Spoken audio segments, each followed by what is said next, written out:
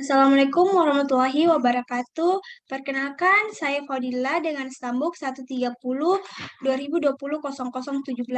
Di sini saya akan menjelaskan studi kasus pengembangan yang telah berjalan, yang berjudul Pengembangan Aplikasi Eskul Studi Kasus SMP Negeri 1 Cikarang Barat.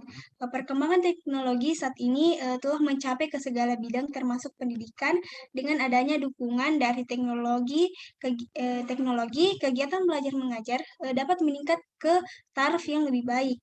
SMP Negeri 1 Cikarang Barat ini bisa dibilang memiliki fasilitas yang cukup memadai dari segi teknologi. Namun, fasilitas tersebut belum sepenuhnya dimanfaatkan untuk kegiatan belajar mengajar. Maka pada penelitian ini dikembangkan sebuah aplikasi pembelajaran bernama Eskul yang memiliki fitur cek plagiarisme terhadap jawaban, tugas maupun kuis siswa yang berjenis esai. Metode yang saya gunakan pada aplikasi ini yaitu metode evolutionary prototype. Prototipe yang secara terus-menerus dikembangkan sehingga prototipe tersebut memenuhi fungsi dan prosedur yang dibutuhkan oleh sistem. Berikut ini gambar dari tahapan evolutionary prototype. Pada gambar ini yang pertama ada komunikasi. Analisis kebutuhan user, pengembang dan pengguna atau pemilik sistem melakukan diskusi di mana pengguna atau pemilik sistem ini menjelaskan kepada pengembang tentang kebutuhan sistem yang mereka inginkan. Yang kedua itu membuat prototipe. Pengembang membuat prototipe dari sistem yang telah dijelaskan oleh pengguna atau pemilik sistem. Yang ketiga, ini menyesuaikan prototipe dengan keinginan user. Pengembang menanyakan kepada pengguna atau pemilik sistem tentang prototipe yang sudah dibuat, apakah sudah sesuai atau tidak dengan kebutuhan sistem. Yang keempat ini menggunakan prototipe. Sistem mulai dikembangkan dengan prototipe yang sudah dibuat. Untuk melakukan pengembangan aplikasi, penelitian ini menggunakan model pengembangan perangkat lunak bernama evolutionary prototype, di mana pendekatan prototype dianggap sebagai pendekatan yang paling baik untuk membantu tim mengembang serta stakeholder dalam memahami spesifikasi kebutuhan yang belum jelas. Stakeholder ini dapat berdiskusi dengan pengembang selama pengembang sistem berlangsung, sehingga pada akhirnya akan didapatkan suatu sistem maupun aplikasi yang dikembangkan secara evolusioner sesuai dengan keinginan stakeholder. Dilihat dari permasalahan serta keuntungan dari metode pengembang evolutionary prototype dan algoritma Knut-Morris-Part dalam pengembangan fitur cek plagiarisme pada aplikasi. Kemudian selanjutnya penelitian ini dilakukan sesuai dengan diagram alir metodologi penelitian yang menggunakan pendekatan evolutionary prototype. Berikut ini gambar diagram dari aplikasi Eskul. Dari gambar ini dapat diketahui penelitian ini dimulai dengan melakukan identifikasi pada permasalahan yang terdapat dalam lingkup tempat studi kasus, yaitu SMP Negeri 1 Cikarang Barat. Dari hasil identifikasi didapatkan beberapa masalah yang harus difokuskan terhadap satu permasalahan yang kemudian permasalahan tersebut akan menjadi dasar dalam melakukan penggalian kebutuhan dalam pengembangan perangkat lunak. Tahap kedua yaitu dalam penelitian ini melakukan studi literatur.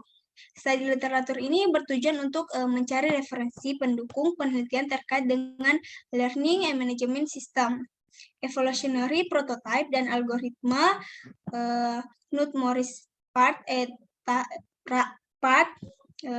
Yang ketiga itu merupakan tahap di mana aplikasi mulai dikembangkan sesuai dengan pendekatan evolutionary prototype yang digunakan. Seluruh tahapan ini akan berulang jika stakeholder memiliki keinginan baru selama pengembang sistem berlangsung. Berikut tahapannya. Yang pertama itu ada analisis kebutuhan. Merupakan analisis tahapan kebutuhan ini merupakan penggalian kebutuhan yang sesuai dengan skop permasalahan yang telah diidentifikasi. Analisis kebutuhan dapat dilakukan berulang sesuai dengan perulangan pada pengembang prototipe sistem. Hasilnya akan didapatkan identifikasi dan kebutuhan spesifikasi.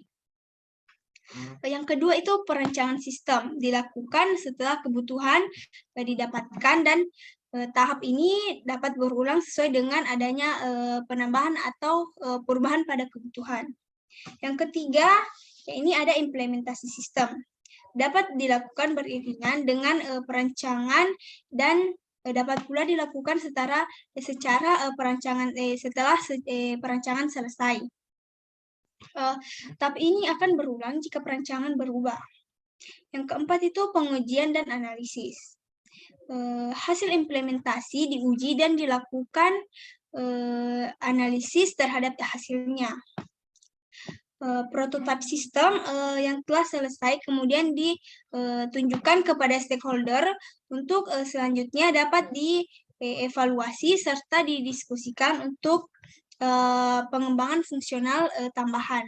Namun, jika tidak terdapat penambahan atau perubahan fungsional, maka prototipe sistem tersebut dapat disebut dengan sistem.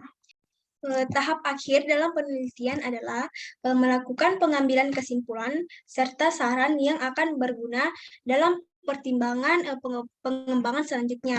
Dalam penggunaan pendekatan evolutionary prototype, sebenarnya proses dalam pengembangan ini bersifat tumpang tindih. Adapun implementasi pada tampilan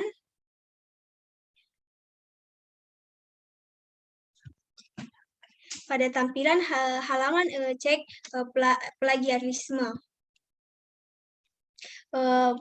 Pada tampilan dari halaman yang diambil dari prototipe 2 ini, halaman tersebut merupakan halaman yang digunakan oleh guru untuk melakukan pengecekan plagiarisme terhadap jawaban tugas maupun kuis siswa yang berjenis esai.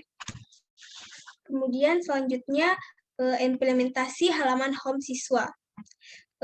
Gambar ini juga merupakan hasil implementasi di prototipe 2 yang merupakan halaman home siswa yang merupakan salah satu halaman yang dapat diakses oleh siswa yang telah memiliki akun aplikasi eSchool.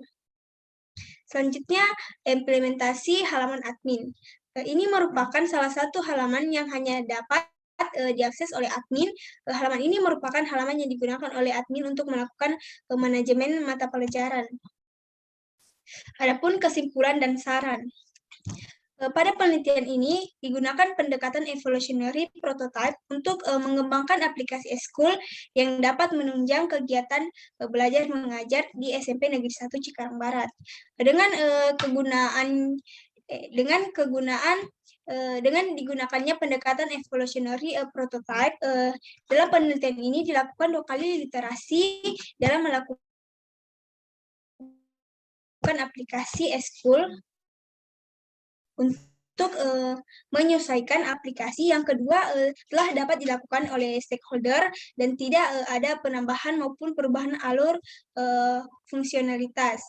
Dari 14 spesifikasi kebutuhan yang terdefinisi pada prototipe 1, hasil keseluruhan pengujian black box menyatakan valid.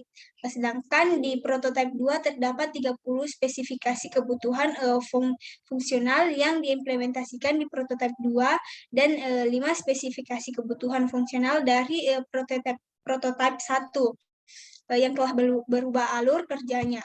Hasil pengujian black box yang dilakukan menghasilkan hasil uji yang valid pada setiap spesifikasi kebutuhan yang telah diimplementasikan tersebut. Baik, sekian dari penjelasan saya, lebih dan kurangnya mohon dimaafkan. Assalamualaikum warahmatullahi wabarakatuh.